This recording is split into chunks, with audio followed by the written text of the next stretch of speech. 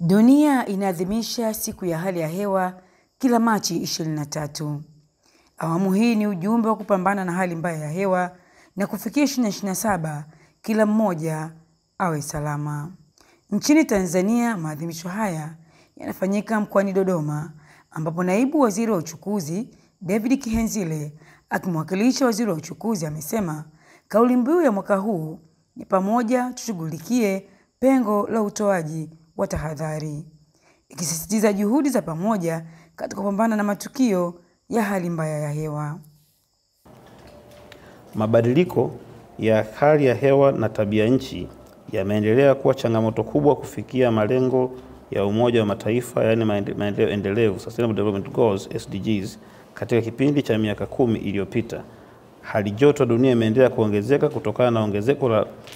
gesi joto duniani, ambapo kwa mujibu wa shirika la hali ya hewa duniani, mwaka 2024 ulikuwa mwaka wenye joto zaidi katika historia ya upimaji wa taarifa hizi, ambapo joto la wastani la dunia lilipanda kufikia takriban nyuzi joto 1.55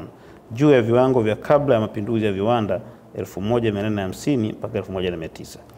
Kwa hali ilivyo sasa ya mabadiliko ya hali ya hewa na tabia nchi, matukio ya hali mbaya ya hewa ikiwa ni pamoja na mvua kubwa, joto la juu ya wastani, upepo mkali, mafuriko, ukame na vimbunga yamekuwa makubwa zaidi na kuongezeka kwa idadi kubwa zaidi. Mabibi na mabwana, lengo la 13 la malengo ya maendeleo endelevu ya Umoja wa Mataifa SDGs 13 kuhusu utekelezaji na hatua dhidi ya mabadiliko ya tabia nchi inazitaka nchi wanachama kuchukua hatua za haraka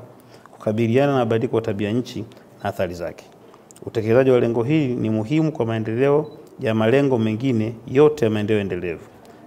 Lakini katika kuadhimisha siku hii, ni yapi yanafanyika nchini Tanzania katika kukabiliana na janga la mabadiliko haya ya hali ya hewa? Tanzania kama mwanachama wa shirika la hali ya hewa duniani na Umoja wa Mataifa imechukua hatua madhubuti kukabiliana na changamoto za mabadiliko ya hali ya hewa na tabia nchi na mapungufu katika utoaji wa tahadhari, ikiwa ni pamoja na uwekezaji mkubwa katika miundombinu ya hali ya hewa na kuwajengea uwezo wataalamu wa TMA. Mabibi na mabwana,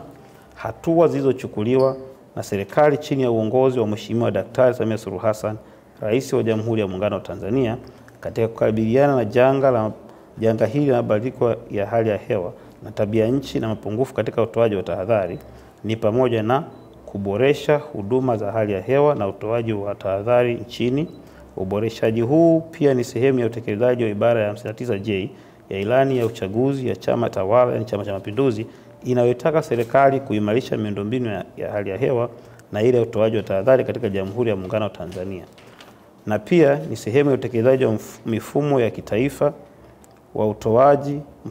utoaji wa huduma za hali ya hewa ya National Framework for Climatic Services, ambao unalenga kuimarisha utoaji na matumizi sahihi ya huduma za hali ya hewa kwa jamii.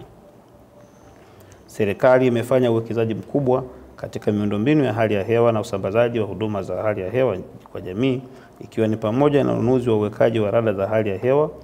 vituo vya hali ya hewa vinavyojiendesha vyenyewe automatic weather stations, na kompyuta kubwa ya kisasa yenye uwezo mkubwa wa uchakataji wa data za hali ya hewa kwa ajili ya utoaji wa utabiri wa hali ya hewa. Kwa mjibu wa WMO, kila dola moja ya Kimarekani inayowekezwa katika utoaji wa tahadhari inakadiriwa kurudisha faida dola 10, ambapo kwa baadhi ya maeneo mengine duniani faida hizi zimekuwa kubwa zaidi. Katika hatua nyingine, Mamlaka ya Hali ya Hewa Tanzania TMA kupitia Kituo cha Hali ya Hewa Uwanja wa Ndege wa Kimataifa wa Julius Nyerere JNIA imeadhimisha siku ya hali ya hewa duniani kwa kutoa elimu kwa wadau pamoja na kuweka mipango kuendelea kuboresha huduma na kuongeza tija na ufanisi katika kuhakikisha usalama wa usafiri wa anga. Zaituni Mkwama, Daily News Digital.